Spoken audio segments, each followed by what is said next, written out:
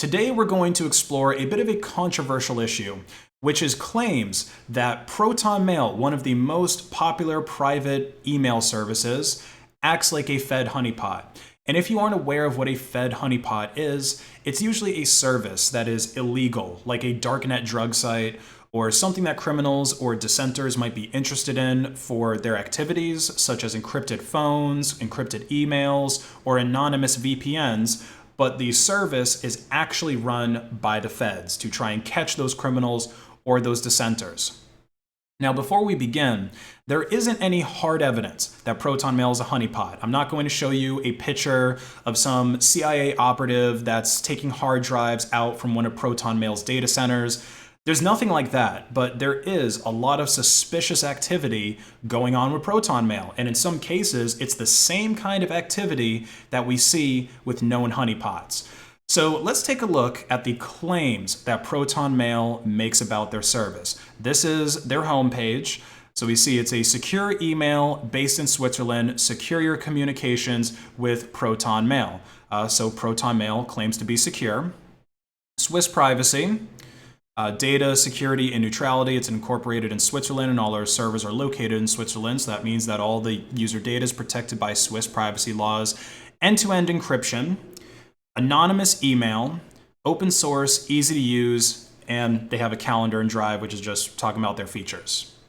So these are a lot of bold claims, especially the ones that are made up here about the end-to-end encryption and the anonymous email service. So let's compare this to another supposedly private email service, cock.li. Now, you probably wouldn't want to use this service for anything professional because the email domains that you get are a little bit wacky. But let's take a look at their privacy claims down here where it says, how can I trust you? You can't. Cock.li doesn't parse your email to, here, let me actually zoom in a bit. It doesn't parse your email to provide you with targeted ads, nor does cock.li read email content unless it's for legal court order. However, it is 100% possible for me to read email in IMAP/SMTP. Doesn't provide user-side, client-side encryption, so you're going to have to take my word for it. Any encryption implementation will still technically allow me to read email too. This was true for LavaBit as well. While your email was stored encrypted only if you were a paid member, which most people forget, email could still technically be intercepted while being received or sent to SMTP or while being read by your mail client, IMAP. For privacy, we recommend encrypting your emails using PGP, using a mail client add-on like Enigmail, or downloading your mail locally with POP and regularly deleting your mail from our server. So although, they have kind of funny domains and everything, this is actually an honest description of what a so-called private email service can do for you. Nothing about email is inherently private. It wasn't designed to be private. Sure, you can throw encryption on top of it, but at the end of the day, you still have to put your trust in the service provider. This is the same reason why I recommend VPNs like Mullvad over NordVPN, because Mullvad makes honest claims about what their VPNs can do. Now, I understand Proton Mail not using this approach because they're trying to get people to switch from Gmail or Hotmail to their service. They're trying to become a major email service provider. And if they were to just come out and say, hey, you basically just have to trust us not to do spooky stuff with your email, obviously, most people are going to say, well, why should I then switch to you? Why should I trust you over my current provider that I've already built up years of trust with? So let's start looking at some of these other claims, like the end-to-end encryption. The Hated one actually has an entire video about this subject. So you could check that out if you want more information on this specifically. But essentially, the encryption that Proton Mail provides in their browser application, which is this here, like if you're going into it through the browser, it isn't as reliable as the encryption that would be on Android, iOS, or a desktop app. It's more vulnerable to man-in-the-middle attacks, and it's also easier to verify if your version of an app is the same as everyone else's, versus the login page that you get for Proton Mail being the same as everyone else's. Even Proton Mail themselves admits this on their threat model page, that the webmail is more vulnerable to man-in-the-middle attacks than apps. But despite this, most of their users are still going to log in through the web app. Then there's also the difference between intradomain emails and then interdomain emails. So intradomain would be when one Proton Mail user is sending messages to another Proton Mail user, which can be encrypted so long as the provider actually implements it, because encrypted POP3 and encrypted IMAP, they usually aren't the default protocols, but let's assume that they are doing all of that. If you wanted to instead send an email from Proton Mail to Gmail, that's going to be an interdomain exchange, and it requires two different mail transfer agents, in this case Proton Mail and Gmail, to talk to one another. And this communication between the MTAs is going to use SMTP port 25, which cannot be encrypted. They have to communicate in plain text, so anybody who's sniffing the traffic between these MTAs are going to be able to see the plain text. Or maybe it's going to be encoded in base 64, but that's very trivial to decode. Anyone who knows how to sniff traffic knows how to decode base 64. The metadata of your emails is also not encrypted, and this metadata often includes things like your IP addresses, the email server's IP address, the name of your computer, timestamps of when the messages were sent, the subject line of the email, and of course, the email address of both the sender and the recipient. So with all that in mind, let's re-examine Proton Mail's claim about end-to-end encryption. We use end-to-end encryption and zero-access encryption to secure emails.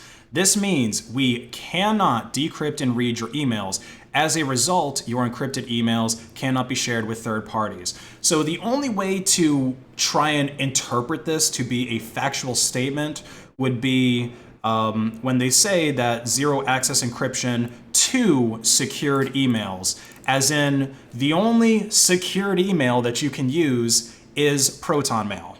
Because any domain outside of Proton Mail, whether it's Tutanota, cock.li, or Gmail, it's not going to be fully encrypted. Now, it is possible to encrypt the body and attachments with PGP, which is the separate technology that Proton Mail just makes easy for people to use. Like, they'll automatically try to do the PGP encryption. But if your threat model includes state surveillance or possibly even private investigators or hackers, they can still gather a lot of information just from your unencrypted metadata. In fact, we know that this is the primary data that agencies like the NSA are after. And it's really common sense if you think about it. So let's say that you were to email a known drug dealer on April 20th with a subject line of "got any," and then you go to the ATM to withdraw some cash. I know that you use that email to set up a drug deal. It's obvious. I don't need to see the body of the email. I can just infer from the metadata and your actions of what you're doing. It doesn't take a genius to figure that out. And then speaking of drugs, let's take a look at Proton Mail's Onion site. Okay, so they do have a .onion domain on Tor. And the way that this site is implemented, I think, is one of the biggest pieces of evidence for Proton Mail being a honeypot, because their Onion service is designed to de-anonymize you using similar techniques of other known honeypot Onion services. So let me show you what I'm talking about. You go to their Onion site. They're using a v3 address, which is good. They're using HTTPS for some reason. I don't really get that, since traffic to Onions is already end-to-end encrypted with multiple layers of encryption along the way. But watch what happens when I go to create an account. Look at that. I'm no longer on an Onion site. I'm now on their ClearNet site. There is no reason to do this. In fact, it's a really bad idea to do this, since browsing ClearNet sites on Tor provides much less protection from surveillance than browsing Onion sites on Tor. Now you're probably thinking, well, they're still going to be seeing a Tor IP address when I sign up, so I can still sign up in a fairly anonymous way, right? Well, let's see what happens. So let's try to do a free account. Let's select a free plan. I'll just close this so that it's not using more bandwidth. All right, so we're going to create my mail account. And we'll do a password, repeat the password, create account. Okay, so add a recovery method, highly recommended. So I can either use email or phone. Obviously, if I'm trying to set up an anonymous account over Tor, I'm not going to want to provide any type of recovery email or phone. So let's skip it. Confirm.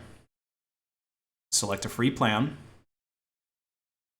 So now you see they're forcing me to use either an email or to use a phone number for SMS, which obviously you do not want to do this if you're trying to create an anonymous account.